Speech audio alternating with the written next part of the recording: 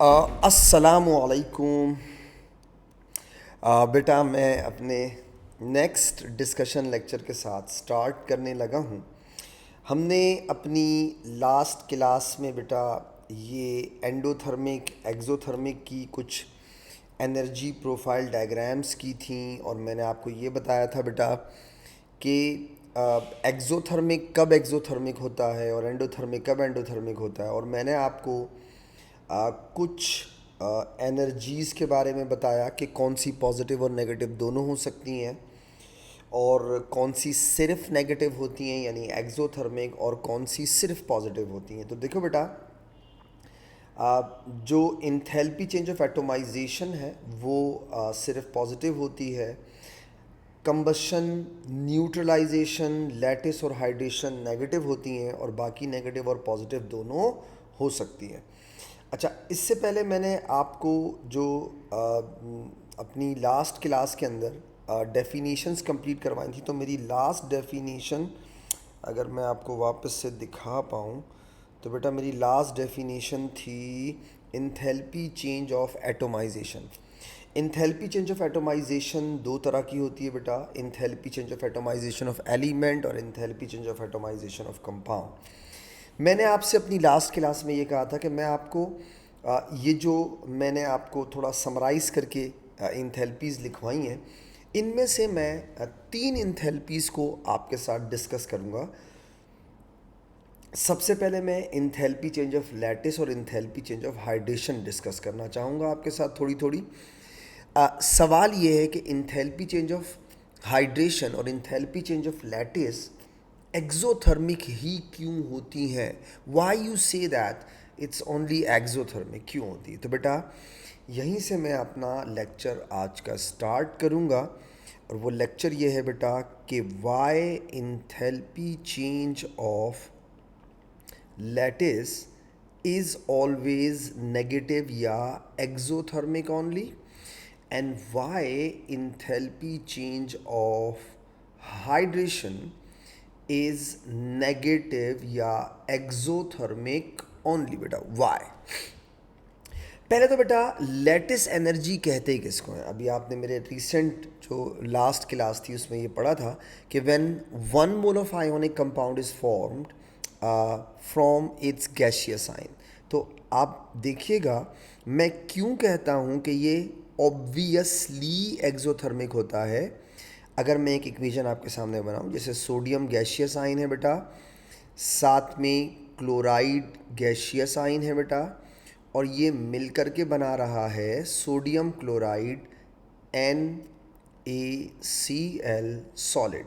One mole of ionic compound is formed from its gaseous ion. ठीक है, तो बेटा इस रिएक्शन को देख करके आपको कैसे पता चल रहा है कि ये रिएक्शन एक्सोथर्मिक होगा? Because of ionic bond formation. बेटा आप चेक करें, अगर आप इस रिएक्शन को गौर से देखें और मैं आपसे पूछूं कि इसमें हो क्या रहा है, तो क्या बोलोगे? सर सिर्फ आयोनिक बॉन्ड्स बन रहे हैं, दैट्स इट। तो सिर्फ बॉन्ड फॉर्मेशन हो रही है, बॉन्ड फॉर्मेशन इज एक्सोथर्मिक। इसका मतलब इंथैल्पी चेंज ऑफ लैटिस हमेशा क्या होगी? एक्सोथर्मिक। एक बात हो गई। दूसरी बात सुनिए बेटा, इंथैल्पी चेंज ऑफ हाइड्रेशन जरा देखिएगा। हाइड्रेशन किसे कहते हैं? When one mole of gaseous ion dissolve in large excess water. For example बेटा, अगर आप सोडियम गैसियस आयन को बहुत सारे पानी में डाल दें, H2O या वाटर में डाल दें, तो ये बना लेगा बेटा sodium hydrated ion, Na positive aqueous. अच्छा, अब देखिएगा ये एक्सोथर्मिक क्यों होती है? एक्चुअली होता ये है कि जब आप किसी भी कैट आयन को पानी में डाल देंगे बेटा, तो पानी में पहुंचने के बाद उस कैट आयन को वाटर के नेगेटिव डाइपोल सराउंड कर लेंगे। जैसे सोडियम पानी में गया बेटा, तो H2O में O क्या चीज़ है? Slightly negative. तो बेटा ये स्लाइटली नेगेटिव इस पॉजिटिव आयन के साथ बॉन्ड बना लेगा। इसी तरह बहुत सारे वाटर मॉलिक्यूल्स के नेगेटिव डाइपोल्स इस पॉजिटिव आयन के साथ क्या बना लेंगे? बॉन्ड्स बना लेंगे। इन बॉन्ड्स को या इन इंटरेक्शंस को कहते हैं बेटा ionic dipole attractions. They are called ionic dipole attraction. They are called ionic dipole attractions बेटा.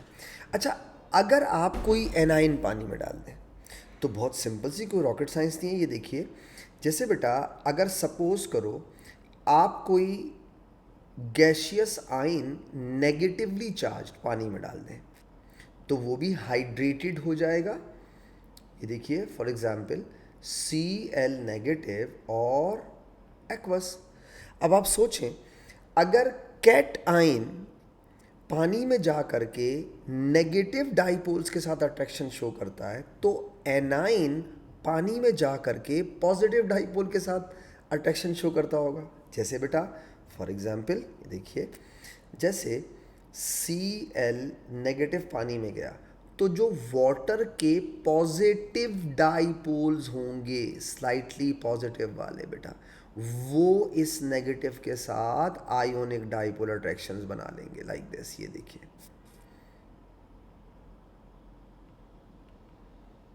तो अब देखें, अगर तुमसे कोई पूछे बेटा why all hydration energies are exothermic, तो क्या जवाब दोगे? Because of the bond formation. कौन सी bond formation?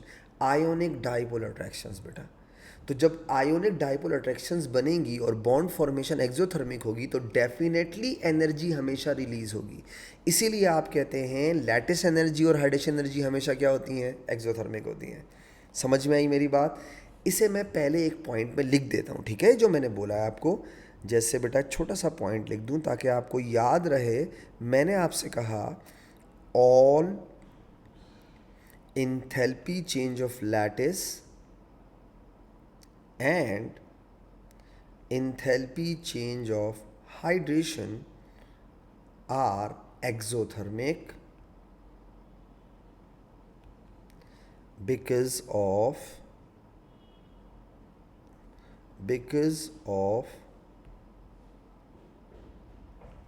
ionic bond formation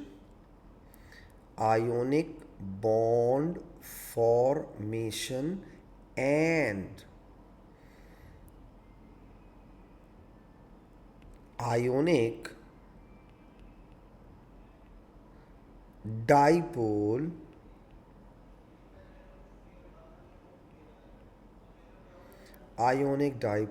attractions बेटा. ठीक है, अब एक छोटी सी बात इसी के साथ और अटैच्ड है, वो भी सुन लो. देखो बेटा, मुझे उम्मीद है आपको ये बात ओ लेवल से पता होगी. नहीं पता तो मैं आपको एक छोटा सा पॉइंट फिर समझा दूं. देखो बेटा, बॉन्ड फॉर्मेशन एक्सोथर्मिक है, ठीक है, मगर मसला ये है कि सारे बॉन्ड फॉर्म होते वक्त same amount of energy release क्यों नहीं होती? सवाल है ना भाई. बॉन्ड फॉर्मेशन इज एक्सोथर्मिक, तो जितने बॉन्ड्स बन रहे हैं उन सबकी same amount of energy release क्यों नहीं हो रही? यानी ये जो different amount of energy release हो रही है, इसका मतलब ये हुआ हर बॉन्ड की नेचर डिफरेंट होती है.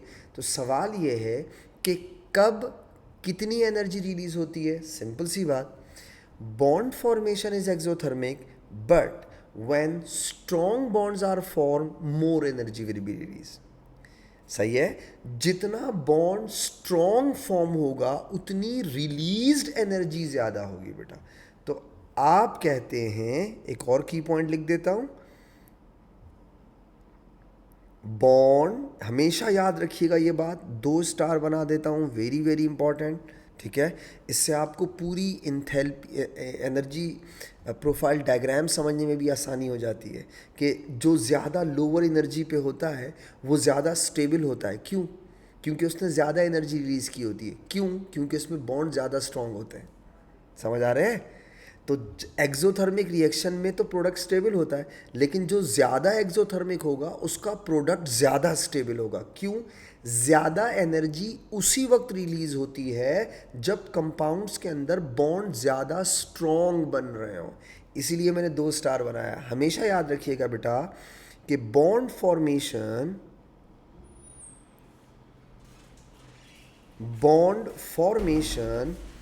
is exothermic reaction. Bond formation is exothermic reaction.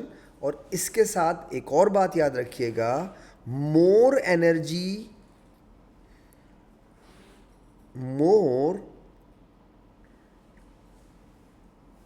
Energy is released more energy is released when strong bonds are formed. Strong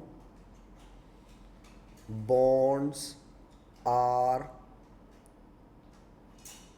formed. इसके साथ मैंने 2 स्टार इसलिए बनाए कि ये बहुत इंपॉर्टेंट बात है, स्पेशली जब आप किसी भी रिएक्शन की एनर्जी प्रोफाइल डायग्राम को समझना चाहते हैं बेटा। तो आपको मैंने क्या समराइज करके बताया कि बॉन्ड फॉर्मेशन एक्सोथर्मिक होती है, एनर्जी रिलीज होती है, और जब ज़्यादा स्ट्रॉन्ग बॉन्ड बनते हैं तो ज़्यादा एनर्जी रिलीज होती है। इसको आप लिंक कर दें अगर एनर्जी प्रोफाइल डायग्राम के साथ, तो अगर आपको 2 एक्सोथर्मिक के ग्राफ दे दिए जाए एनर्जी प्रोफाइल डायग्राम्स दे दी जाए, तो बेटा ज़्यादा स्टेबल कंपाउंड कौन सा होगा? जो ज़्यादा एक्सोथर्मिक रिएक्शन से बना होगा। क्यों? क्योंकि ज़्यादा एक्सोथर्मिक का मतलब मोर एनर्जी इज रिलीज, और मोर एनर्जी रिलीज का मतलब उस केस में बॉन्ड ज़्यादा स्ट्रॉन्गर बने, इसलिए ये इंपॉर्टेंट है। अब मैं आपको इसी की पॉइंट की 2 एग्जाम्पल देता हूं ताकि बात आपको और अच्छी समझ में आ जाए। जैसे फॉर एग्जाम्पल बेटा, सपोज करो लैटिस या हाइड्रेशन दोनों में से किसी को भी सपोज कर लो। अगर मैं आपसे कहूं जैसे ये एक गैशियस पॉजिटिव आयन है और बेटा ये एक गैशियस नेगेटिव आयन है, ठीक है, एक गैशियस पॉजिटिव आयन और एक गैशियस नेगेटिव आयन, ठीक है। जब ये दोनों आपस में एक दूसरे के साथ आयोनिक बॉन्ड बनाएंगे तो कुछ ना कुछ एनर्जी रिलीज होगी। मैंने उसे -E लिखा, ठीक है। ये हो गया पहला केस। दूसरा केस देखिएगा बेटा, अगर मैं 2 और गैशियस आयन बनाऊं और एक में चार्ज लिख दूं +2 और दूसरे का चार्ज लिख दूं बेटा -2।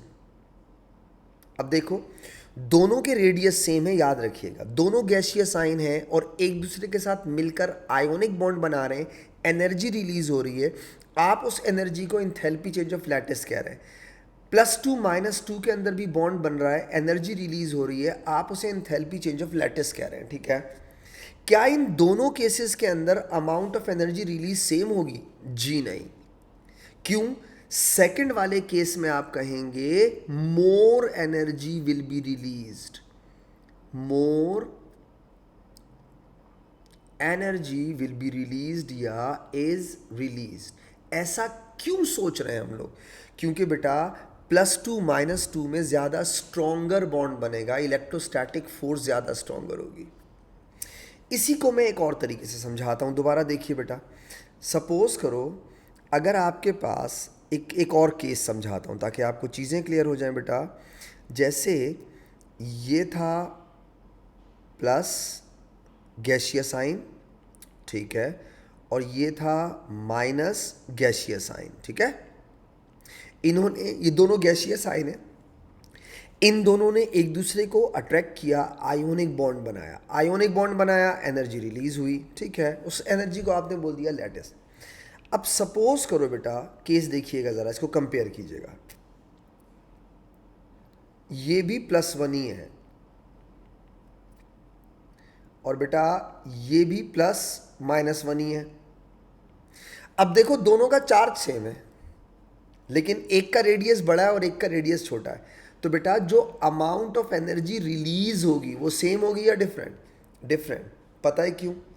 क्योंकि +1 -1 का जो बॉन्ड बनेगा इलेक्ट्रोस्टैटिक फोर्स से वो ज़्यादा स्ट्रॉन्गर होगी because of the smaller radius. इसीलिए आप कहेंगे कि पहले वाले केस में आप बोलेंगे more energy will be release या more energy is release, more energy is release. बेटा पहले वाले केस में ज़्यादा एनर्जी रिलीज होगी। अब आप इन 2 बातों को ऊपर वाली 2 बातों के साथ रिलेट कर दें। अगर कोई तुमसे पूछे ये बताओ इंथैल्पी चेंज ऑफ लैटिस और इंथैल्पी चेंज ऑफ हाइड्रेशन दोनों एक्सोथर्मिक होती हैं क्योंकि बॉन्ड फॉर्मेशन होती है, लेकिन ये दोनों डिपेंड किस पे करती हैं? तो आप बोलेंगे दो चीज़ों पर।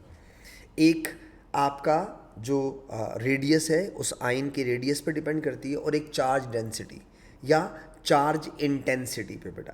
तो इंथैल्पी चेंज ऑफ लैटिस और enthalpy change of hydration both depends upon, ये मैं फिर से लिख दूं आपको एक की पॉइंट बेटा, both enthalpy change of lattice and enthalpy change of hydration depend upon number one, पहली बात बेटा दो चीज़ों पे डिपेंड करती है, एक आयोनिक रेडियस पे बेटा और दूसरा चार्ज डेंसिटी पे बेटा। चार्ज डेंसिटी, और कितना सिंपल रिलेशनशिप है। अगर आयोनिक रेडियस बढ़ाते जाओ तो बेटा रेडियस बढ़ने से अट्रैक्शन कम होगी स्ट्रांग होगी? कम होगी, तो एनर्जी रिलीज भी कम होगी। भाई क्यों कम होगी? वीक बॉन्ड बनेगा। सही है, रेडियस बड़ा होने से बॉन्ड क्या होता है? वीक होगा। तो आप कहेंगे अगर आयोनिक रेडियस बढ़ेगा तो इंथैल्पी चेंज ऑफ लैटिस कम होगी, इंथैल्पी चेंज ऑफ लैटिस कम होगी, इंथैल्पी चेंज ऑफ हाइड्रेशन कम होगी। यानी दोनों जो बॉन्ड फॉर्मेशन प्रोसेस हैं वो वीक बॉन्ड बनाएंगे। आखिरी बात, अगर आपकी चार्ज डेंसिटी ज़्यादा हो जाए, ज़्यादा स्ट्रॉन्ग चार्ज हो, बड़ा चार्ज हो, सही है, चार्ज डेंसिटी ज़्यादा का मतलब मोर चार्ज, तो बेटा डेफिनेटली बॉन्ड स्ट्रॉन्ग बनेंगे, ज़्यादा स्ट्रॉन्ग इलेक्ट्रोस्टैटिक फोर्सेस होंगी, तो बेटा ज़्यादा एनर्जी रिलीज होगी, मतलब इंथैल्पी चेंज ऑफ लैटिस भी ज़्यादा होगी और इंथैल्पी चेंज ऑफ हाइड्रेशन भी ज़्यादा होगी। मैंने आपसे कहा था मैं आपको ऊपर वाली बातें इन दो एग्जाम्पल से समझाता हूँ। एक आखिरी बात आपके साथ और करके इसको ख़त्म करता हूँ। यहाँ देखिएगा, देखो बेटा मैंने आपको तीन चीज़ों के बारे में एक्सप्लेनेशन का बोला था, पहले हाइड्रेशन, लैटिस और तीसरा एटोमाइजेशन। बस एक आखिरी बात, इंथैल्पी चेंज ऑफ एटोमाइजेशन हमेशा एंडोथर्मिक क्यों होती है? हमेशा एंडोथर्मिक होती है, मतलब पॉजिटिव ओनली। सवाल ये है ऐसा क्यों होता है? बेटा एटोमाइजेशन कहते हैं किसको? अगर आप एलिमेंट की बात कर रहे हैं तो enthalpy change of atomisation of element का मतलब ये हो गया कि आप गैसियस एटम बनाएं एलिमेंट से। अगर आप गौर करें तो आप कर क्या रहे हैं? बॉन्ड ब्रेक कर रहे हैं। इसी तरीके से एटोमाइजेशन ऑफ कंपाउंड में भी क्या होता है? 1 mole of compound is completely converted into gaseous atom. तो आपने उसमें क्या किया? कुछ भी नहीं, आपने बॉन्ड्स तोड़े। तो एटोमाइजेशन पॉजिटिव ओनली क्यों होती है? तो बेटा याद रखिएगा ये पॉजिटिव ओनली इसलिए होती है because only bonds are broken. हमेशा बॉन्ड ब्रेक होते हैं, इसीलिए आप कहते हैं all atomisation energies are exo और एटोमाइजेशन आर एंडोथर्मिक। बेटा अब आते हैं इस एनर्जेटिक्स से रिलेटेड में एक और चीज़ आगे। पहले बेटा सबसे पहले इसमें तीन टाइप के सवाल होते हैं। एक Q is equal to M C delta T वाले क्वेश्चंस होते हैं, एक बॉन्ड ब्रेकिंग बॉन्ड फॉर्मेशन वाले होते हैं, और एक हेसेस लॉ वाले होते हैं। ठीक है, तीन तरह के सवाल आते हैं आपके एनर्जेटिक्स के अंदर। तो अगर आप अपने प्रैक्टिस क्वेश्चंस देखेंगे बेटा तो उनमें आपको ये तीनों तरह के सवाल नज़र आएंगे। तो हम स्टेप बाय स्टेप सॉल्व करेंगे। सबसे पहले हम बॉन्ड ब्रेकिंग और बॉन्ड फॉर्मेशन वाली जो इन्फॉर्मेशन होती है उससे कैसे निकाले जाते हैं, आपकी इंथैल्पी चेंजेस कैसे निकाली जाती हैं, पहले उसे डिस्कस करेंगे। फिर उसके बाद डिस्कस करेंगे Q is equal to M C delta T वाली practice worksheet.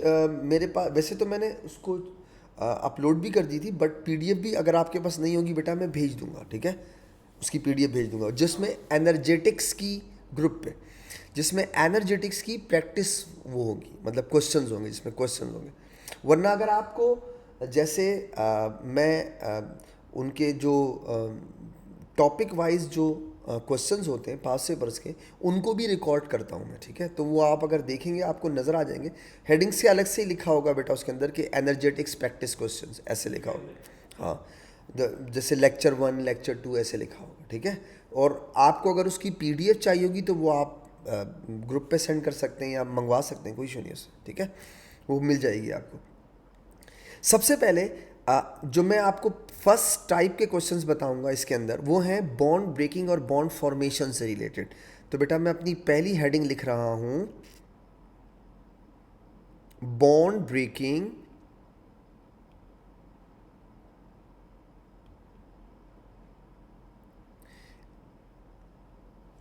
Bond formation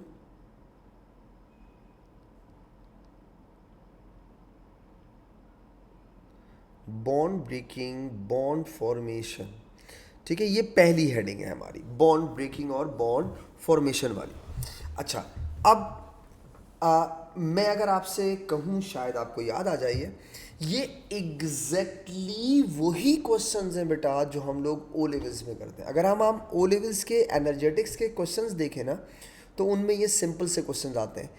fortunately समझ लो, अनफॉर्चुनेटली समझ लो, एएस में भी आपसे ये सवाल पूछता है वो, ठीक है। तो अच्छा है, आपको थोड़ा सा मतलब कुछ क्वेश्चन में तो ज़रा कुछ आसानियाँ लगेंगी आपको। बहुत सिंपल से सवाल होते हैं। देखो बेटा, बॉन्ड एनर्जी किसे कहते हैं? Energy required to break the bond और energy release when a bond is form, ठीक है। बॉन्ड एनर्जी कभी भी प्लस माइनस में नहीं होती। क्यों नहीं होती? क्योंकि अगर आप उसे बॉन्ड ब्रेकिंग के लिए यूज़ कर रहे हैं तो साइन प्लस खुद लगा दें, और अगर आप बॉन्ड फॉर्मेशन के लिए यूज़ कर रहे हैं तो साइन खुद से लगा दें। एक आखिरी रिक्वेस्ट, प्रोडक्ट माइनस रिएक्टेंट मत किया करें। जैसे कुछ लोग फॉर्मूला लगाते हैं फिर कंफ्यूज होते हैं। देखो, आपको आइडेंटिटी पता है ना किसी भी एक्सोथर्मिक रिएक्शन की? कैसे? अगर किसी रिएक्शन में बॉन्ड फॉर्मेशन बॉन्ड ब्रेकिंग से ग्रेटर हो तो रिएक्शन एक्सोथर्मिक होता है, खत्म बात, दैट्स इट। ये प्रोडक्ट माइनस रिएक्टेंट करना, उसको पूरा माइनस प्लस करके निकालना, मैं कहता हूँ चीज़ों को सिंपल रहने दो, ज़्यादा अच्छा है। मैं आपको समझाऊंगा कैसे, ठीक है। पहले टाइप के क्वेश्चंस बेटा ज़रा देखिएगा। सपोज करो मैं आपको एक क्वेश्चन देता हूँ और उस क्वेश्चन में मैं आपको कहता हूँ, जैसे एक क्वेश्चन हम लिखते हैं, आई होप एक एक क्वेश्चंस भी करेंगे तो आपको इंशाल्लाह चीज़ें समझ में आ जाएंगी। फॉर एग्जाम्पल, एक क्वेश्चन है आपके पास, 2H2 plus O2 gives you 2H2O, ठीक है, 2H2O। ओके, मैं आपको क्या करता हूं, बॉन्ड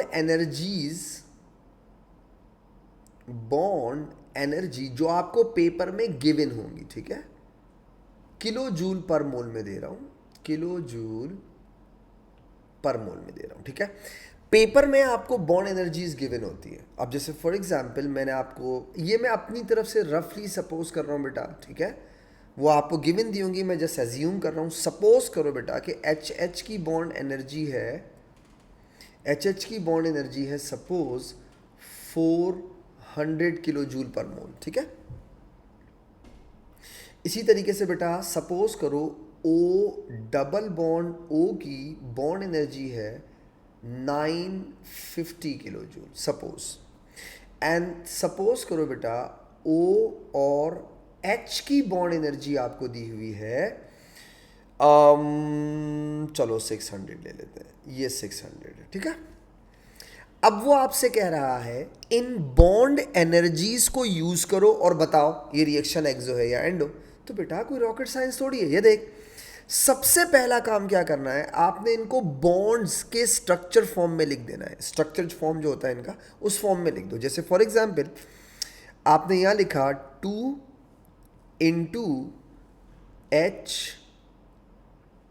और H। इसी तरह आपने यहां लिखा O और O। ओके, ये हो गया रिएक्टेंट साइड। अब प्रोडक्ट साइड को देखिएगा बेटा, आपने लिखा 2 मोल्स ऑफ वाटर हैं तो 2 × HO और H। अब होता क्या है पता है, ओ लेवल और ए लेवल्स के अंदर फर्क क्या होगा इसी वाले क्वेश्चन में। ओ लेवल्स में आपको ये बॉन्ड्स गिवन दिए होते हैं, ए लेवल्स में पता है क्या करता है, आपको ये खुद बनाने होते हैं, क्योंकि वो ये समझता है कि यार बच्चों को अब मॉलिक्यूल्स के स्ट्रक्चर्स वगैरह सब पढ़ा दिए गए हैं तो उनको ये आता होगा, दैट्स इट। अब हो क्या रहा है ज़रा देखिएगा। चलें, सबसे पहले बेटा एक एच का बॉन्ड तोड़ने के लिए आपको कितनी एनर्जी चाहिए, 400, ठीक है। तो आपने कहा एक एच का बॉन्ड टूटेगा तो 400 इंटू टू, दो एच के बॉन्ड टूटेंगे तो इंटू टू कर दूं। और अगर एक ओ डबल बॉन्ड ओ टूटेगा बेटा तो कितनी बॉन्ड एनर्जी देनी पड़ेगी, 950। सोचें, ये वो टोटल एनर्जी है जो आपको रिएक्टेंट के बॉन्ड्स ब्रेक करने के लिए यूज होगी, ठीक है, ये वो एनर्जी है। अब कितनी हो गई, 800 और 950 कितना हो गया भाई, 800 और 800 1600, 16 17 और 1750, राइट। तो आपकी बॉन्ड ब्रेकिंग एनर्जी हो गई 1750 हो गई। मैंने इसके साथ प्लस का साइन क्यों लगाया पता है, क्योंकि बॉन्ड ब्रेकिंग एंडोथर्मिक होती है, दैट्स इट। आ जाओ जरा, अब आते हैं बॉन्ड फॉर्मेशन पे बेटा। एक OH का बॉन्ड तोड़ोगे तो आपको 600 किलो जूल एनर्जी देनी पड़ेगी। तो बेटा अगर आप एक वाटर मॉलिक्यूल ब्रेक करोगे तो एक वाटर मॉलिक्यूल के अंदर 2 OH बॉन्ड है, हाँ है। तो अगर मैं बोलूं 2 वाटर मॉलिक्यूल के अंदर आपको कितने OH बॉन्ड ब्रेक करने पड़ेंगे, 4। तो बेटा इसका मतलब हुआ मैं 600 को मल्टीप्लाई किससे करूंगा, 4 से, ठीक है। एक वाटर मॉलिक्यूल के अंदर 2 OH बॉन्ड है और बेटा 2 वाटर मॉलिक्यूल के अंदर 4 OH बॉन्ड होंगे तो मल्टीप्लाई बाय 4 4 बॉन्ड तोड़ने के लिए, तो ये हो जाएगा 2400, ठीक है। आपकी बॉन्ड फॉर्मेशन एनर्जी कितनी हो गई बेटा, 2400। माइनस का साइन मैंने इसलिए लगाया क्योंकि all bond formation energies are exothermic. अब जो मैं आपसे इतनी देर से कह रहा था ना यार, देखो पता है क्या है, आपका क्वेश्चन यहीं पे सॉल्व हो चुका है। गौर से देखो कैसे सॉल्व हो चुका है भाई, आपकी बॉन्ड ब्रेकिंग कम है और बॉन्ड फॉर्मेशन ज़्यादा है। तो आपको तो ये बात पहले से पता है कि अगर bond formation bond breaking energy से ग्रेटर हो जाए तो आपका रिएक्शन ऑटोमेटिकली क्या हो जाता है, एक्सोथर्मिक बेटा। तो मैं इसीलिए बच्चों से कहता हूं यार सिंपल ऐड कर दो। देखो इंथैल्पी चेंज किसके बराबर होती है, बॉन्ड ब्रेकिंग और बॉन्ड फॉर्मेशन को सिंपल ऐड कर दो, इनका डिफरेंस इंथैल्पी चेंज कहलाता है। कैसे, 1750 प्लस में है, 2400 माइनस में है। ऑटोमेटिकली आपकी इंथैल्पी चेंज नेगेटिव में आ जाएगी। तो 2400 में से अगर आप 1750 को सब्ट्रैक्ट कर दें तो 400 ये हो गए और 250 वो हो गए, तो 400 और 250 का मतलब हो गया 650, राइट। तो मैं कह सकता हूँ -650 किलो जूल पर मोल इस रिएक्शन की इंथैल्पी चेंज हो जाएगी। तो मैं बच्चों से हमेशा ये कहता हूँ यार, जब आप बॉन्ड फॉर्मेशन और बॉन्ड ब्रेकिंग निकालते हैं ना, उसी से आपको पता चल जाता है कि यार मेरा जो रिएक्शन है वो एक्सोथर्मिक होगा या फिर एंडोथर्मिक होगा। एक आखिरी आपसे छोटी सी रिक्वेस्ट है बेटा, हमेशा याद रखिएगा ये जब आप बॉन्ड ब्रेकिंग बॉन्ड फॉर्मेशन करते हैं ना, ज़रूरी नहीं है, कभी कभी तुम्हारा एग्जामिनर क्या करता है, आपसे ना रिएक्टेंट या प्रोडक्ट में किसी की बॉन्ड एनर्जी पूछ लेगा और इंथैल्पी चेंज दे देगा, तो भी आपने इसी तरीके से करना है। किस तरीके से, इस तरीके से, ये मैं सर्किल कर देता हूँ, ये हमेशा ऐसे करेंगे। क्या बोला मैंने आपको, अगर आपको वो इंथैल्पी चेंज दे दे, ठीक है, और आपसे बॉन्ड ब्रेकिंग या बॉन्ड फॉर्मेशन पूछ ले, तो भी आप इसी तरीके से करेंगे। कैसे, bond breaking plus bond formation is equal to enthalpy change, that's it. Bond breaking automatically plus में होगा क्योंकि बॉन्ड ब्रेकिंग इज एंडोथर्मिक, और बॉन्ड फॉर्मेशन ऑटोमेटिकली एक्सोथर्मिक होगा क्योंकि वो नेगेटिव में होगा क्योंकि वो एक्सोथर्मिक होती है। That's it. ठीक है, तो इसको किसी भी तरीके से घुमा फिरा के पूछ ले बेटा, इसी कॉन्सेप्ट के साथ चिपके रहिएगा। ठीक है, ये हो गए पहले टाइप के क्वेश्चन। मैं इसको ज़्यादा प्रैक्टिस या ज़्यादा इंपॉर्टेंट इसलिए भी नहीं समझता कि ये वाली चीज़ें आप ओ लेवल से करते हुए आ रहे हो। मुझे लगता है बच्चे बोर हो जाते होंगे कि सर ये तो हमने ओ लेवल्स में पढ़ा हुआ है, अच्छे बच्चों की बात कर रहा हूँ, सही है, तो बोर ही हो जाते होंगे। यही हमारा दूसरे टाइप के क्वेश्चन, जो सेकंड टाइप के क्वेश्चन हैं, they are important. They are important not just because of the paper 2 और paper 1, because of your paper 3 भी है। आपके जो पेपर 3 प्रैक्टिकल होता है बेटा, उसमें वो यूजुअली 3 तरह के आपको सवाल देता है प्रैक्टिकल्स के अंदर। पहला सवाल आपका टाइटेशन का होता है। वो टाइटेशन कोई सी भी हो सकती है, रिडॉक्स भी हो सकती है, सिंपल भी हो सकती है। रिडॉक्स टाइटेशन दे दे तो फिर उसके लिए आपको रिडॉक्स कॉन्सेप्ट्स वगैरह पता होने चाहिए, और सिंपल टाइटेशन तो आप करते हुए भी आ रहे हैं। तो पहला क्वेश्चन टाइट्रेशन का होता है। दूसरा क्वेश्चन इंथैल्पी चेंज का होता है, जिसमें आपको वो heat rise, heat loss and so on like इस तरह के सवाल देता है।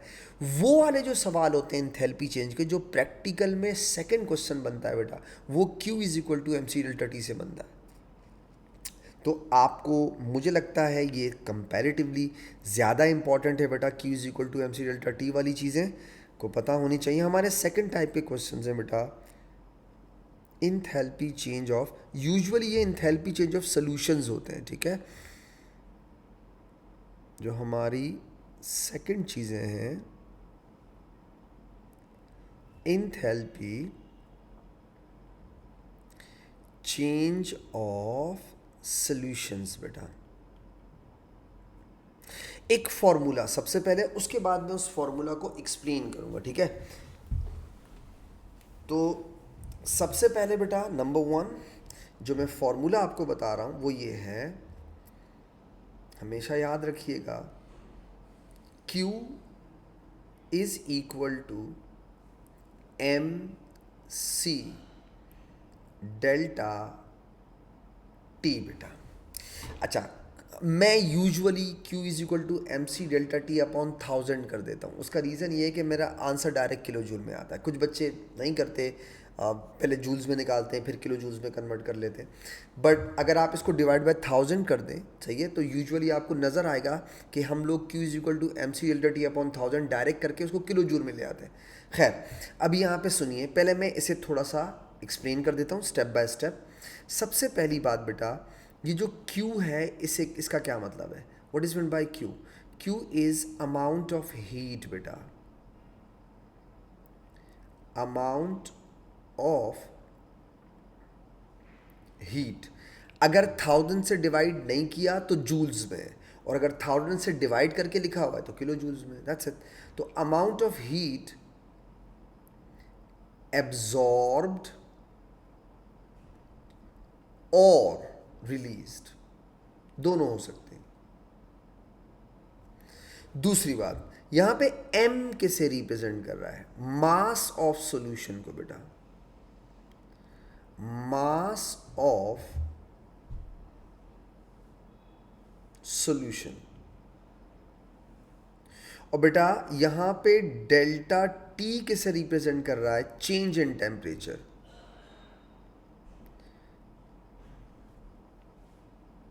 चेंज इन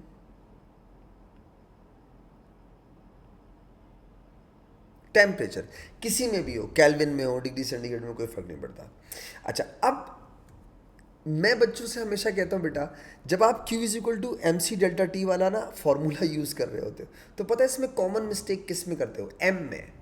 ये जो M है ना, ये बहुत इंपॉर्टेंट है, very very very important. M 3 star बना रहा हूँ।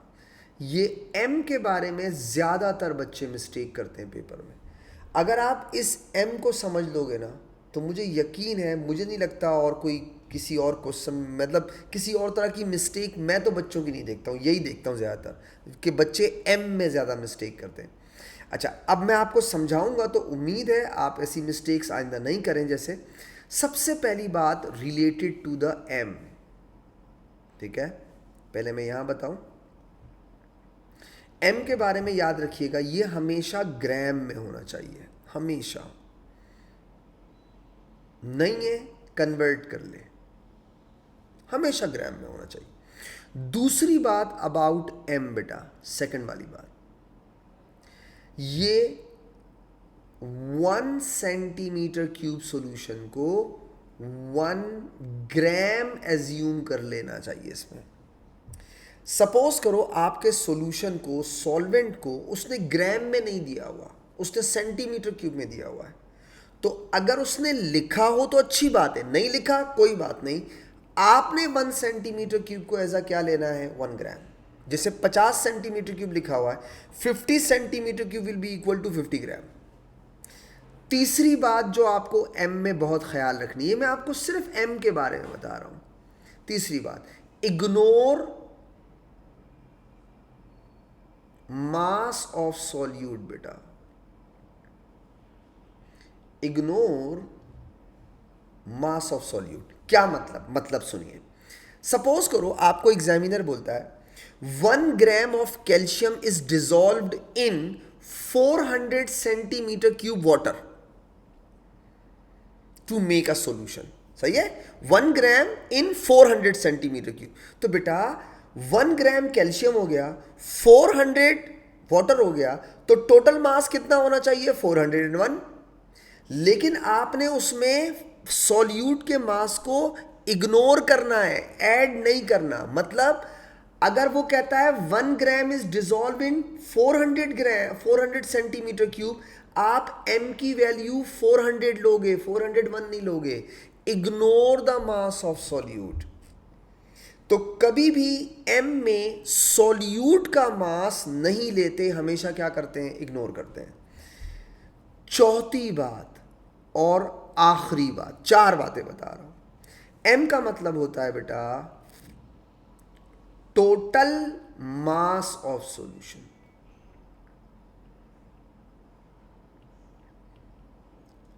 टोटल मास ऑफ सॉल्यूशन मतलब अगर आपसे कोई कहे कि यार मैं एक प्रैक्टिकल कर रहा हूं, ठीक है, उसमें मैंने 2 सॉल्यूशंस मिक्स कर दिए।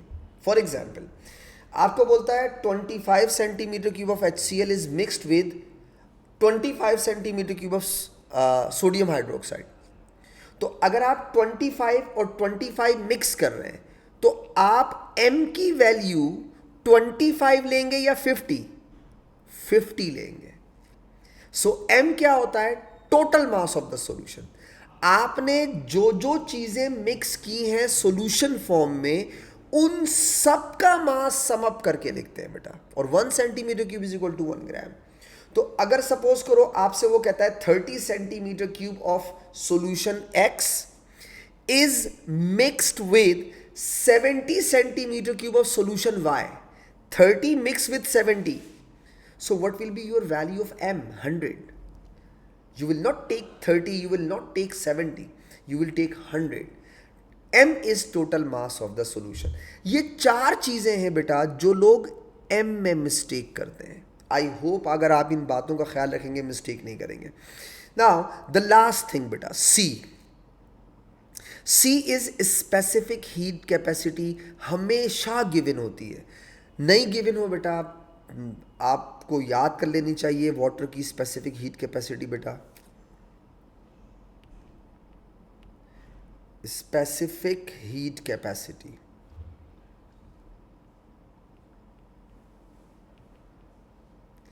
इसकी वैल्यू होती है 4.18। अगर आपको नहीं भी याद हो तो गिवन होती है। मैं वैसे ही बोल रहा हूँ कि कभी गिवन ना हो, बट मैंने तो नहीं देखा गिवन देते हो। लेकिन ये इतनी बार आप प्रैक्टिस क्वेश्चंस में करेंगे बेटा कि आपको याद हो जाएगी 4.18, ठीक है, स्पेसिफिक हीट कैपेसिटी। तो इन सारी चीज़ों में बेटा जो सबसे इंपॉर्टेंट चीज़ है वो है m। अगर आप m का ख्याल रखें ना बेटा, यकीन जाने आप q is equal to M C delta T के किसी क्वेश्चन में प्रॉब्लम नहीं करेंगे बेटा, गारंटी। चले मैं आपको एक सवाल कराता हूँ, छोटा सा सवाल कराता हूँ, फिर मैं इस कम से कम जो मैंने कहा है उसकी इम्प्लीमेंटेशन हो जाए। एक सवाल कराता हूँ, जैसे फॉर एग्जाम्पल बेटा screen broadcast, I don't know why. Okay, तो एक क्वेश्चन कराता हूँ मैं आपको, जैसे यहाँ देखिएगा, सपोज मैंने आपसे कहा 2 ग्राम ऑफ मैग्नीशियम, मैग्नीशियम का मास होता है 24, ठीक है। 2 gram of magnesium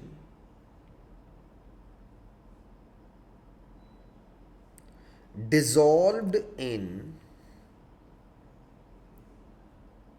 suppose 300 centimeter cube of 300 centimeter cube of water at 25 degree centigrade, ठीक है।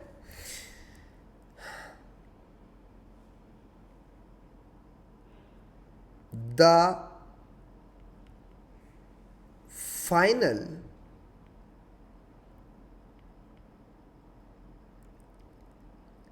temperature of solution was observed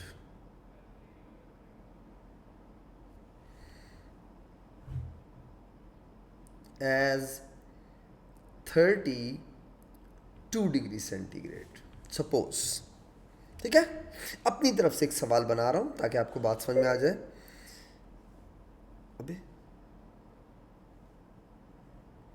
अब देखें, सही है, तो 32 डिग्री सेंटीग्रेड, और मैं आपसे कहता हूं बेटा कि find enthalpy change of reaction, enthalpy change of reaction। अच्छा, पहले मतलब समझाता हूं क्वेश्चन का। पहला क्वेश्चन है तो पूरी डिटेल से समझाता हूं, जरा देखिए हुआ क्या। हुआ कुछ ये है बेटा कि अगर आप मैग्नीशियम को पानी में डाल दें, ठीक है, इंथैल्पी चेंज ऑफ रिएक्शन का मतलब amount of heat energy, heat absorb release for a balanced chemical equation. तो मैं पहले इक्वेशन बना देता हूं, ये देखिएगा। इसने बनाया MgOH टेकन ट्वाइस, और बेटा साथ में बनाया हाइड्रोजन गैस, ठीक है। वो पूछ रहा है इस रिएक्शन की इंथैल्पी चेंज ऑफ रिएक्शन बताओ।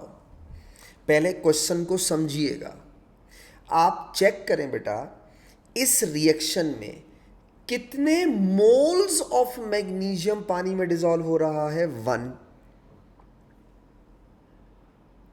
इसका मतलब ये हुआ इस रिएक्शन की इंथैल्पी चेंज ऑफ रिएक्शन निकालने के लिए आपको 1 मोल मैग्नीशियम से इंथैल्पी चेंज निकालनी होगी। यानी इंथैल्पी चेंज ऑफ रिएक्शन का मतलब हो गया, वो आपसे कह रहा है किलो जूल पर मोल में निकालो। ये जो तुम्हारे पास इक्वेशन है, इस इक्वेशन की इंथैल्पी चेंज निकालने का मतलब, अगर आप पानी में 1 मोल मैग्नीशियम डालेंगे, 24 ग्राम मैग्नीशियम डालेंगे, तो बताओ इंथैल्पी चेंज क्या होगा। Now how would you calculate it, let me tell you. देखो बेटा, मैंने क्या किया, Q is equal to MC delta T upon 1000 इसलिए कर रहा हूं बेटा ताकि मेरे पास आंसर जूल की जगह डायरेक्ट किस में आ जाए, किलो जूल में। तो अब मैंने क्या किया, Q is equal to M की वैल्यू, आप अपना कैलकुलेटर अगर आपके पास है तो निकालिएगा, मुझे थोड़ी सी हेल्प कीजिएगा बेटा। M की वैल्यू मैं ले रहा हूं 300, ठीक है, दिस इज 300, और मैं इग्नोर किसे कर रहा हूं, सॉल्यूट के मास को, ठीक है। तो मैंने M की वैल्यू क्या ली बेटा, 300।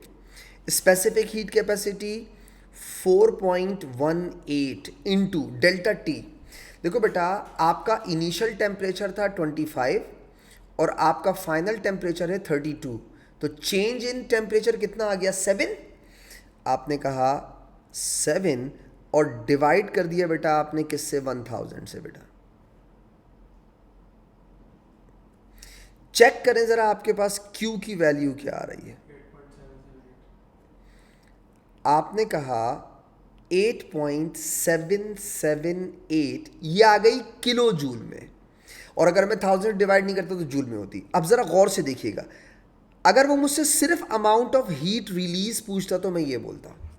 उसने मुझसे अमाउंट ऑफ हीट रिलीज नहीं पूछा, उसने मुझसे पूछा है इंथैल्पी चेंज बताओ, यानी इस रिएक्शन में जो मोल्स यूज हुए हैं अकॉर्डिंग टू द मोल्स बताओ। ठीक है, ये आ गया मेरे पास माइनस। माइनस मैंने क्यों लगाया पता है? हेलो जी, रिएक्शन एक्सोथर्मिक है। कैसे पता चला? शुरू में 25 था और कहाँ पे आके एंड हुआ? 32 पे। टेम्परेचर राइज किया, इसका मतलब है एक्सोथर्मिक है। अब आओ, अब जरा गौर से देखिए, दो तरीकों से सॉल्व कर सकते हैं। डायरेक्ट उससे सॉल्व कर लें मास से, या फिर मोल्स में कन्वर्ट करके कर लें। मैं मास से कर लेता हूं, जरा देखिएगा। जब 2 ग्राम मैग्नीशियम यूज हुआ था तो अमाउंट ऑफ एनर्जी रिलीज कितनी थी बेटा? आप कहेंगे 8.778 किलो जूल बेटा, थी। तो बेटा 24 ग्राम ऑफ मैग्नीशियम का मतलब हो गया 1 मोल। कुछ लोग पहले मोल्स में कन्वर्ट करते हैं फिर निकाल लेते हैं, एक ही बात है। आप डायरेक्ट मास से भी कर लें। 24 ग्राम का मतलब 1 मोल ऑफ मैग्नीशियम। तो बेटा 24 ग्राम से जो एनर्जी रिलीज होगी एक्स, वो किस में होगी?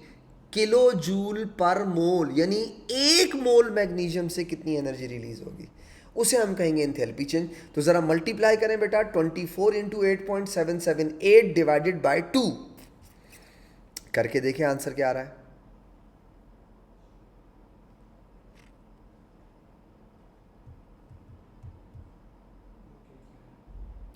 24 इंटू 8.778 डिवाइडेड बाय 2 बेटा।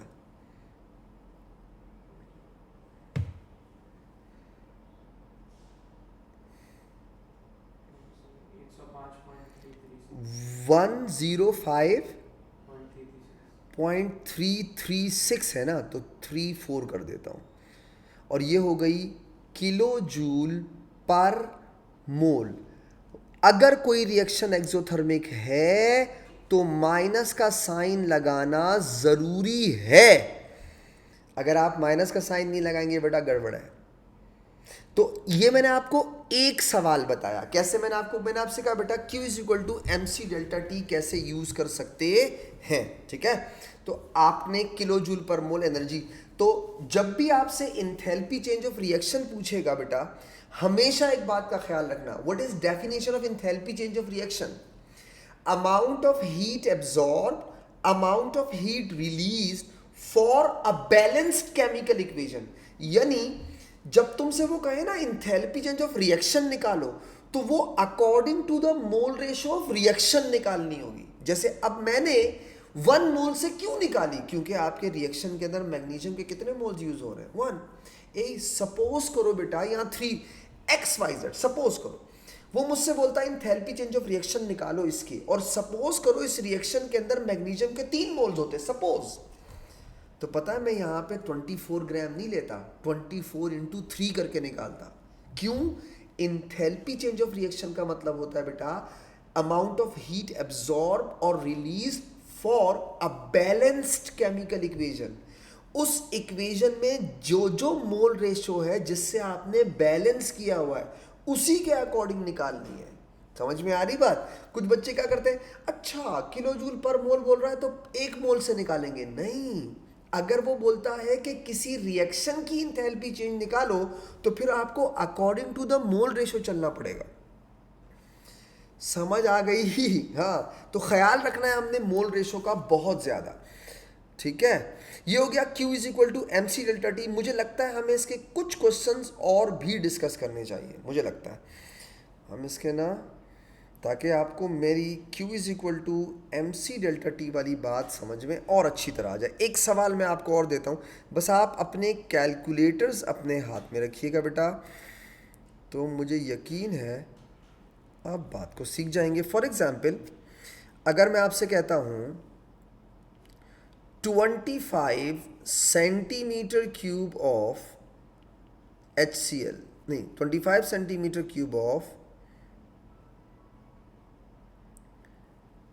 0.1 मोलर, कैपिटल M का मतलब होता है मोलर, मोलर का मतलब होता है मोल पर DM cube, 25 centimetre cube of 0.1 molar HCl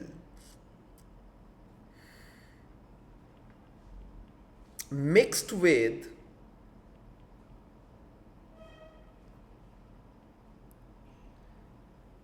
25 centimeter cube of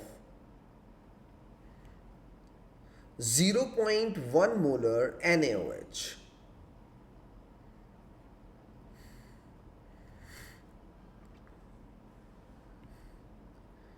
The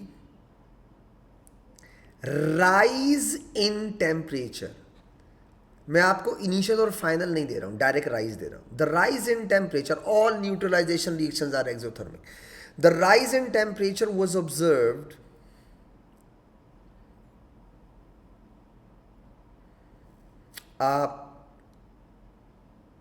7.5 degree centigrade. Suppose find enthalpy change of neutralization. Enthalpy change of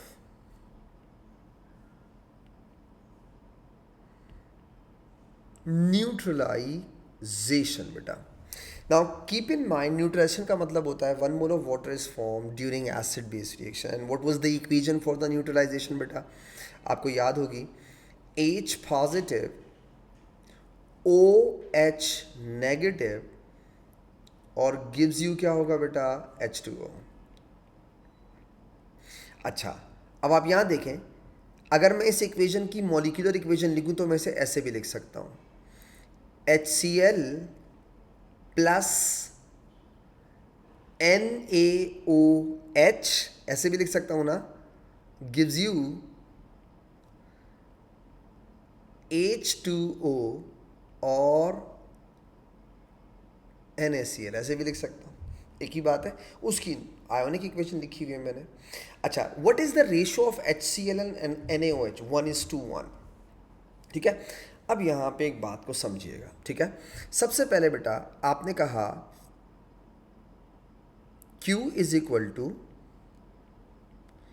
MC delta T upon 1000. मैं इसको 1000 से इसलिए डिवाइड करता हूं, मैं आपको बार बार बोल रहा हूं ताकि मेरा आंसर डायरेक्ट किलो जूल में आ जाए. अब देखिए, जो मैंने आपसे कहा है ना वो मैं एक्सप्लेन कर दूंगा यहां पे.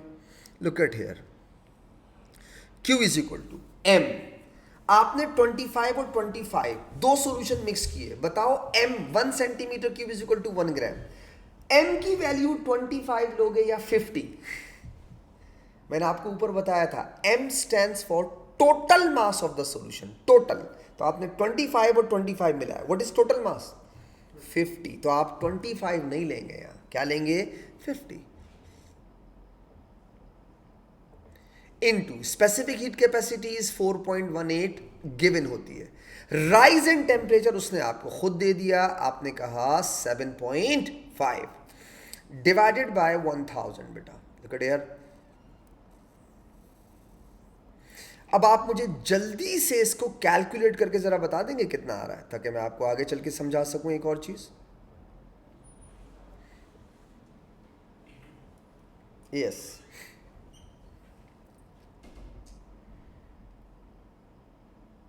कितना आ रहा है बेटा?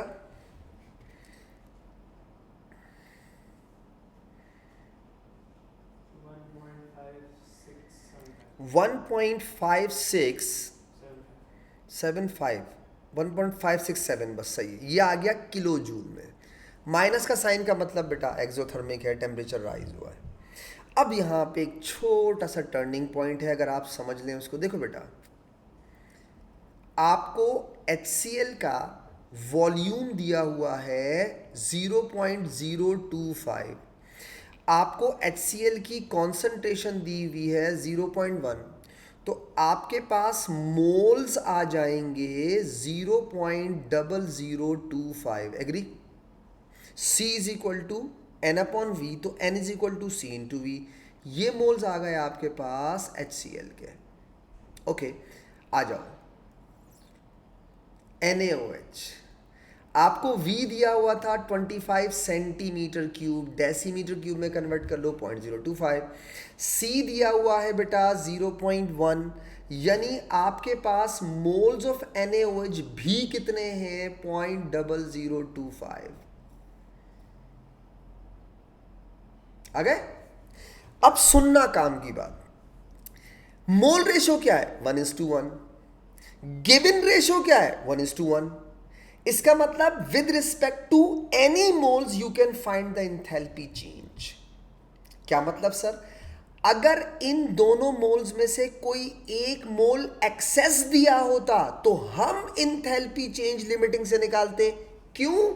क्योंकि जैसे amount of product limiting reactant पे डिपेंड करती है, अमाउंट ऑफ एंथैल्पी चेंज भी लिमिटिंग पे डिपेंड करती है। सपोज यहां तुझे मोल्स NaOH के दिए होते, सपोज 0.003, अगर सपोज करो, तो तुम किस मोल से एंथैल्पी चेंज निकालते? पता है? HCl से निकालते। क्योंकि जिस तरीके से amount of product limiting reactant पे डिपेंड करता है, उसी तरीके से अमाउंट ऑफ एंथैल्पी चेंज भी लिमिटिंग रिएक्टेंट पे डिपेंड करती है। जो भी एंथैल्पी चेंज आएगी वो लिमिटिंग रिएक्टेंट पे डिपेंड करेगी।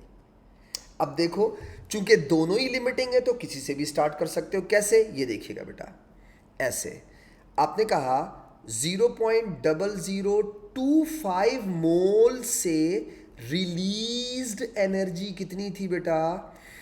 1.567 किलो जूल। हमें एक मोल से निकालनी है, तो एक मोल से कितनी हो जाएंगी? x। क्रॉस मल्टीप्लाई करो और आंसर बताओ। 1.567 डिवाइडेड बाय 0.0025।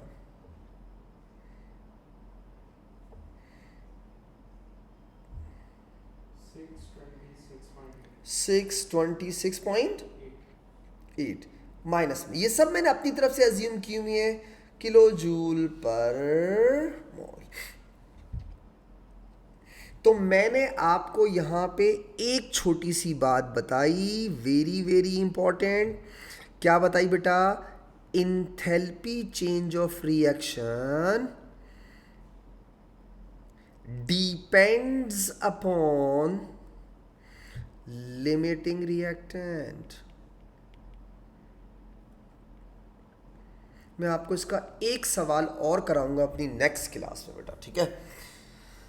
तो आई होप आपको कुछ समझ में आया होगा, आपने कुछ सीखा होगा। इंशाल्लाह नेक्स्ट क्लास में आपसे वापस मुलाकात करूंगा। इसका एक सवाल आपको इंशाल्लाह अपनी नेक्स्ट लेक्चर में और दूंगा, ताकि मेरी बात समझ में आ जाए। थैंक यू सो मच बेटा, दुआओं में याद रखिएगा। अल्लाह हाफ़िज़।